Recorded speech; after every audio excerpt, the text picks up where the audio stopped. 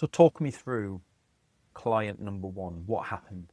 Because I'm assuming the client appeared before the business did, and it just kind of rolled from there, right? Am I guessing?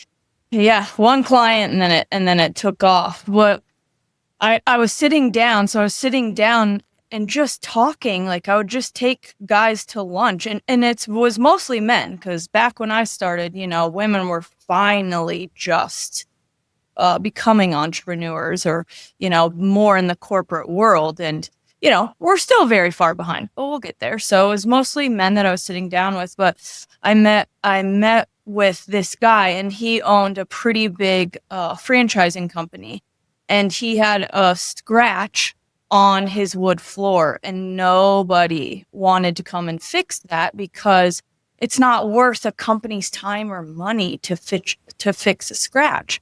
Um, but he had 11 phone calls during our hour lunch meeting. So, you know, selfishly, I'm annoyed that I didn't get his time.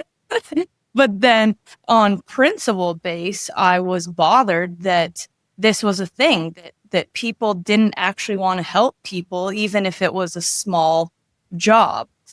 So we were kind of walking out, and I said, "Hey, why don't you give me your keys, and I'm gonna go fix this scratch for you." And then I went up and I got that done. But I noticed how unorganized his household was, on a level where I knew how structured his brain was on processes and systems. That's the only way he became so successful in his company.